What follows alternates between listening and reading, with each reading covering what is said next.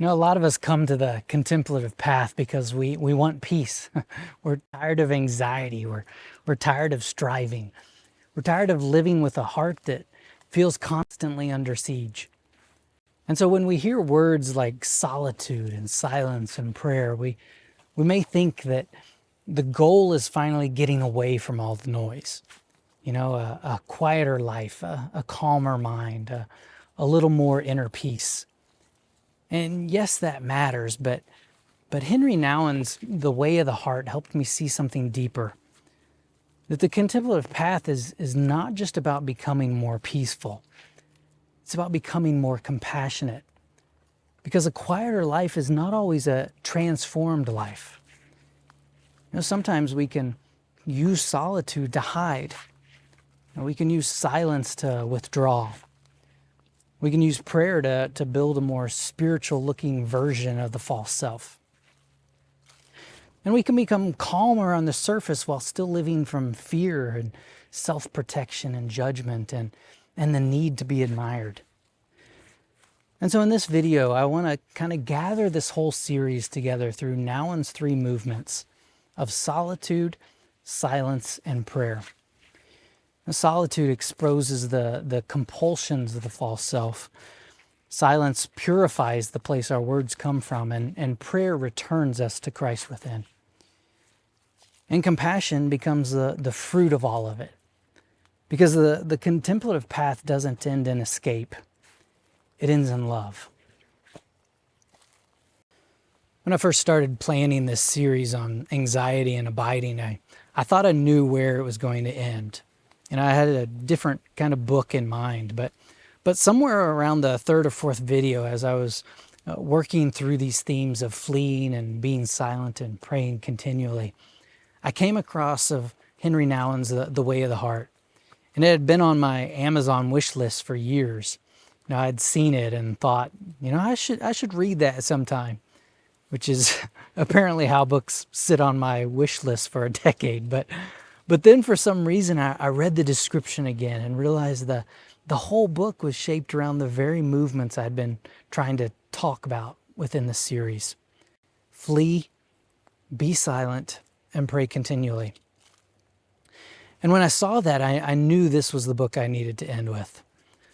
So this video is not going to be a kind of a normal book review. You know, I'll talk about the book, and I do think it's a beautiful next step if this series has stirred something in you. But more than that, I want this video to kind of gather the whole series together. Because what Nouwen helped me see is that this path we've been talking about is not just a path out of anxiety. It's not just a path kind of into quiet. It's not just a path towards better spiritual habits. It's a way back to the heart. And the way of the heart is the path from compulsion to compassion. That's the movement I want to trace in this video. See, anxiety reveals the compulsions of the false self. Solitude loosens our need to use people for our identity. And silence heals the place our words come from. And then prayer returns us to Christ within. And ultimately, compassion becomes possible because the life we offer others is not something we manufacture. It's Christ in us. This whole series began with anxiety and abiding. You know, not anxiety as something to be ashamed of, not anxiety as proof that we're failing spiritually, but anxiety is a warning light, you know, a signal, a sign that something in us has become disconnected from the source of life. You know, many of us have learned how to believe Christian things without learning how to remain in Christ. You know, we know the verses, we know the right answers. You know, we can go to church, we can serve. You know, we can try to be good people and still live with hearts that are restless and afraid and reactive, exhausted. Now, that doesn't mean that God is absent. It may mean we are trying to live from a center that cannot hold us. And that's where the false self begins to show itself. You know, the false self is the self we construct in order to survive without surrender. It's the self we build to be admired and protected or needed, impressive or right. It's the mask we wear, but it's also deeper than a mask. It's the whole inner strategy of trying to become someone apart from resting in the love of God. And that's why anxiety matters. Anxiety often shows us where the false self is trying to secure our identity. But we don't become free from the false self by attacking ourselves. We don't become whole by hating everything in us that is broken. We can only face what is false in the context of grace. Nouwen says it this way: only in the context of grace can we face our sin.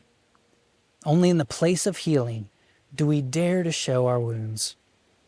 Only with a single-minded attention to Christ can we give up our clinging fears and face our own true nature. As we come to realize that it is not we who live, but Christ who lives in us, that He is our true self, we can slowly let our compulsions melt away and begin to experience the freedom of the children of God. You see, only in the context of grace can we face our sin. Only in the place of healing do we dare show our wounds. Only with our attention fixed on Christ can we begin to let go of the clinging fears that keep us trapped in the false self. Because the deepest truth about you is not the mask. The deepest truth is not the anxiety. The deepest truth is Christ. Not Christ as an example standing far away from you, but Christ who lives in you, Christ who is your life. And so the false self loosens when the true self remembers Christ is already here. But that raises a difficult question. If the false self has been shaped by noise and approval and comparison and hurry and fear, how do we begin to come free of it? That's where Nouwen begins with solitude. One of the quotes Nouwen includes from Abba Anthony from the 3rd century has stayed with me. It says, "A time is coming when people will go mad, and when they see someone who is not mad, they will attack him."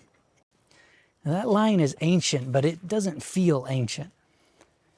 Because when everyone is anxious, hurry looks normal. And when everyone is distracted, stillness looks strange. When everyone is trying to be seen, hiddenness can look like failure.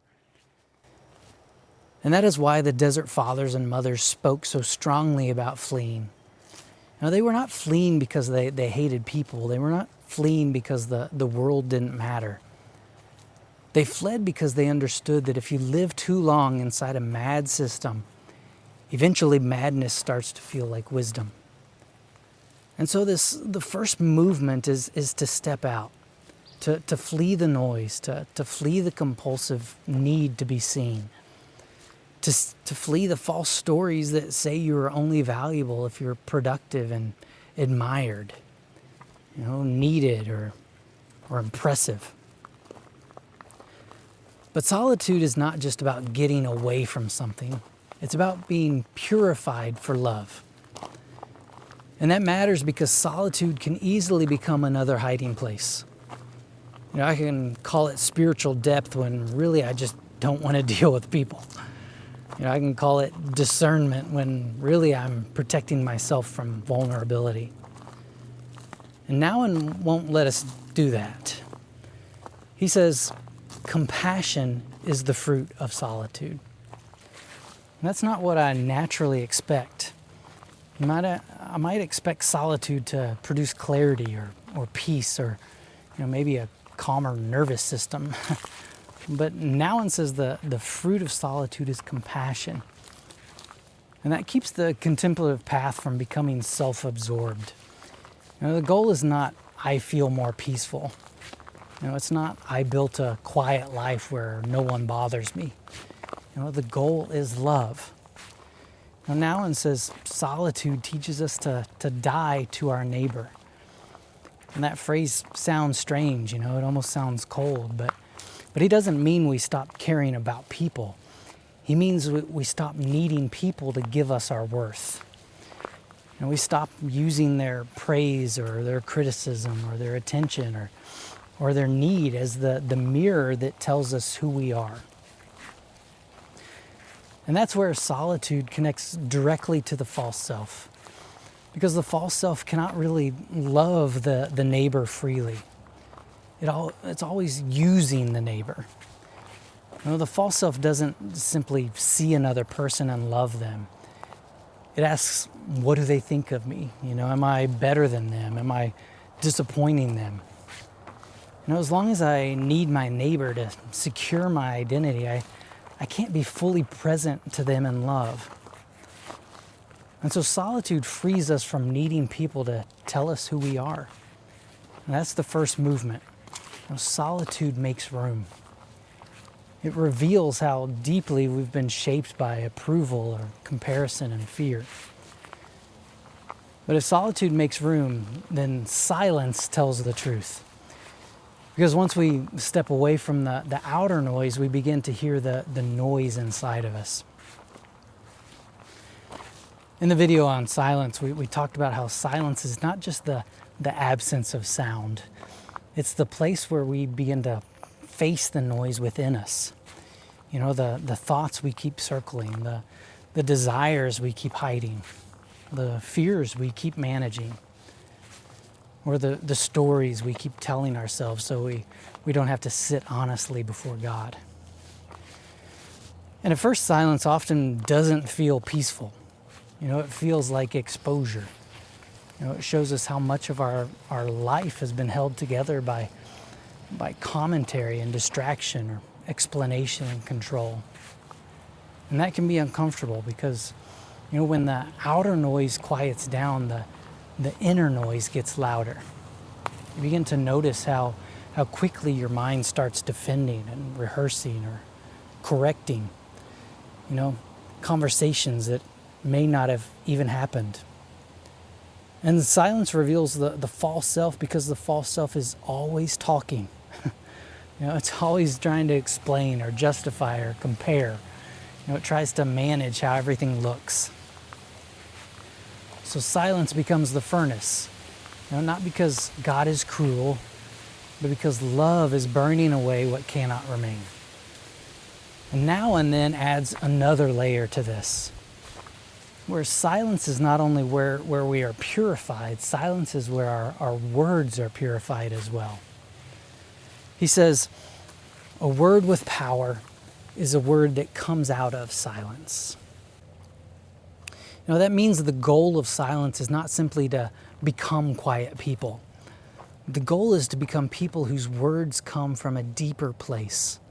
Not every true word is a life-giving word. Not every correct word is a compassionate word. Not every religious word comes from love. Some words come from anxiety. Some words come from the need to fix. Some words come from the need to prove we know something. But a word that comes out of silence is different. It's been stripped to at least a little of the need to impress. It's been softened by the presence of God.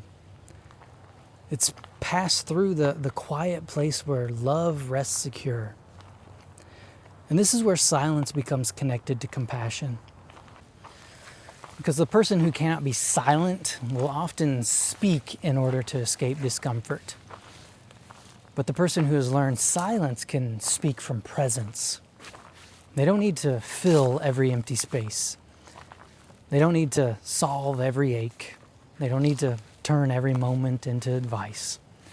They can wait. They can listen. They can be with. And when a word does come, it's more likely to carry life. So solitude, it makes room. And silence tells the truth.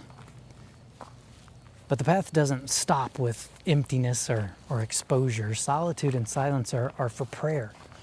And prayer returns us to Christ within. In the last video, we talked about praying continually. And I said that for a long time, I mostly thought of prayer as conversation with God.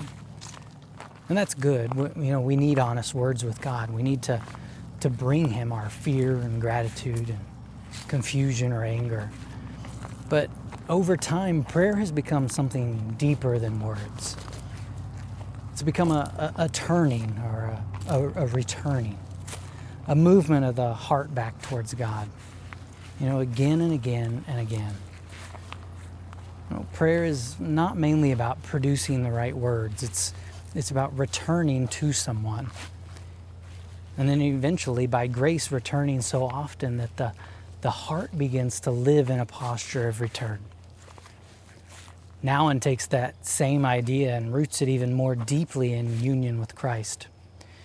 He says, prayer is standing in the presence of God with the mind and the heart.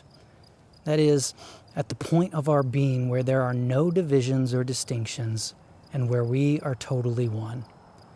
There God's Spirit dwells, and there the great encounter takes place.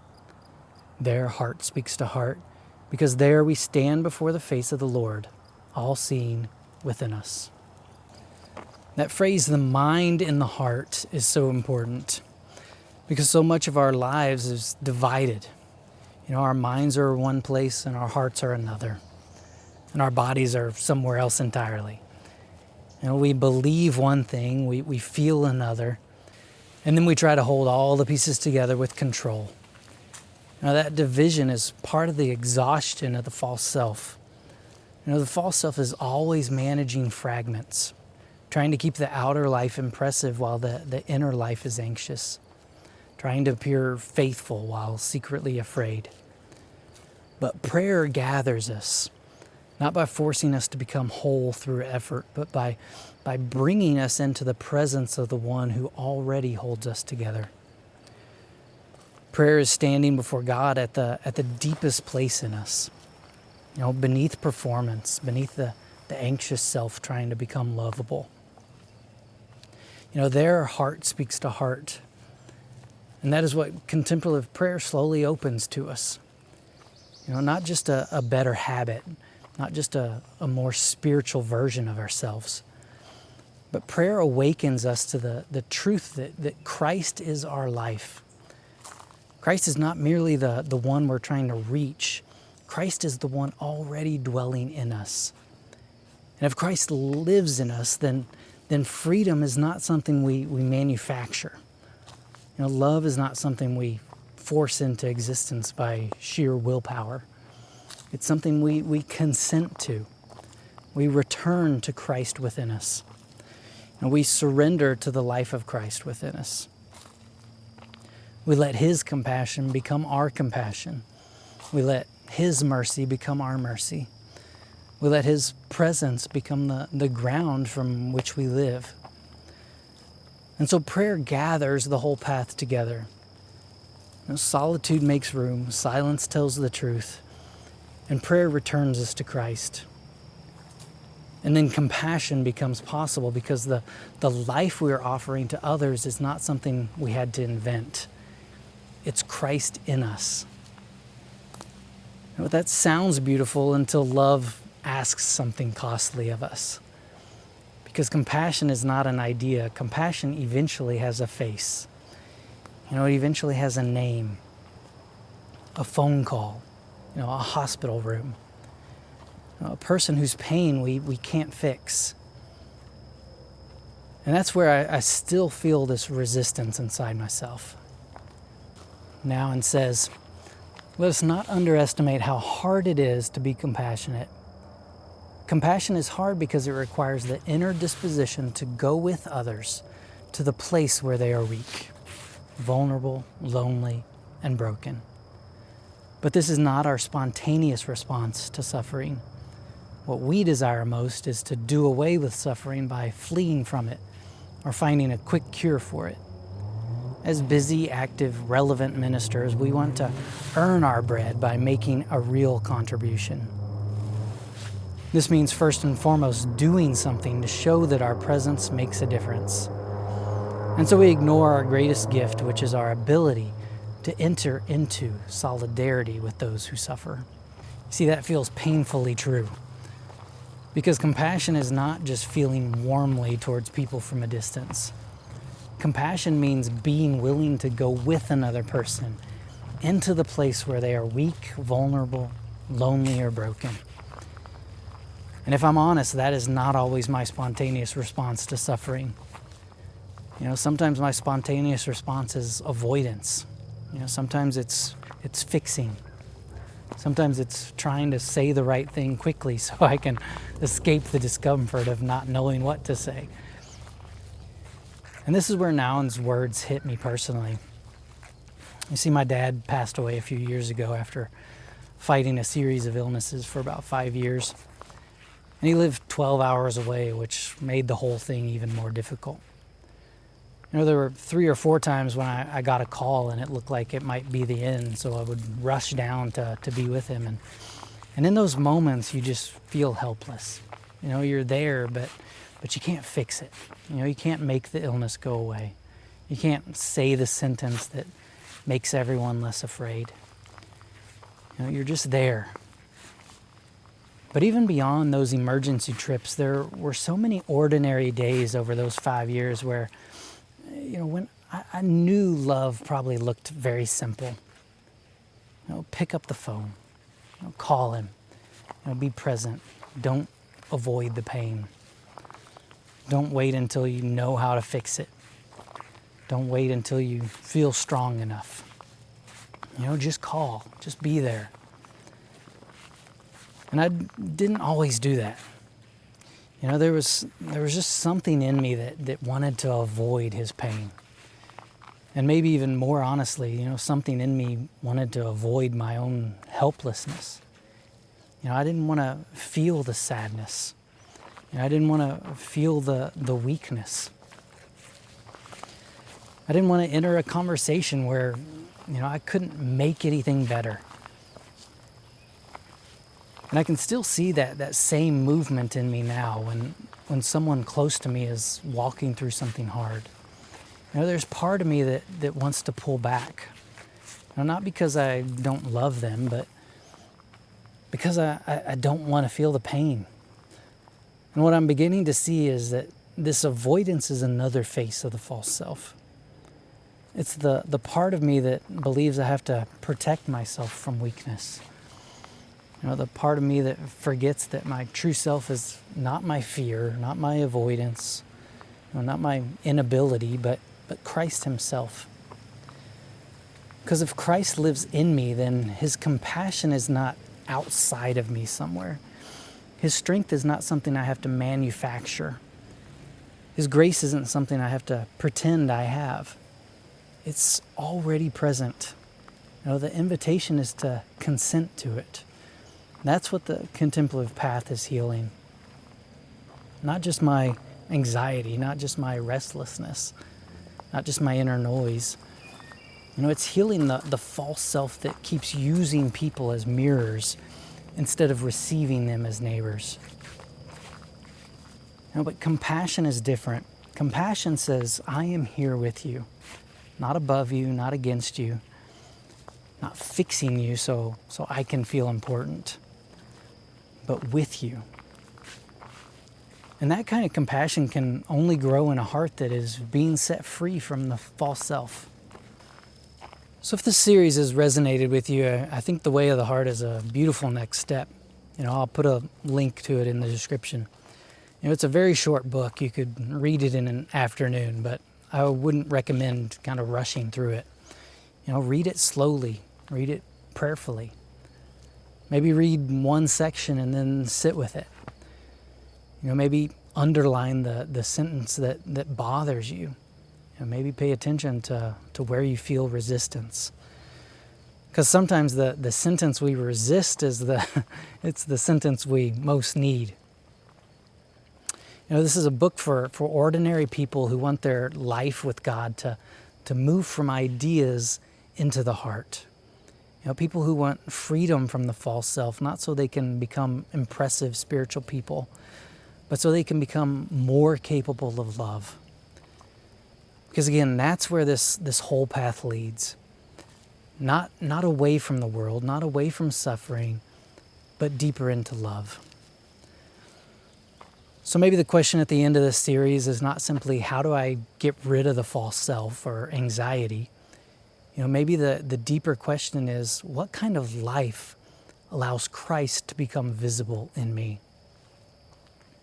Anxiety showed us that something in us is restless and afraid. Abiding showed us that we were made to remain in Christ. And Nouwen shows us where this whole path leads. It leads to compassion, to the ability to be with another person in love because we no longer need them to secure our identity. That is freedom. The freedom to love without fear. And so I pray this series has helped you. And if so, I would love for you to like and subscribe. I'm planning another series in the coming weeks, and I'd love to keep walking this contemplative path together. So God bless. All is grace.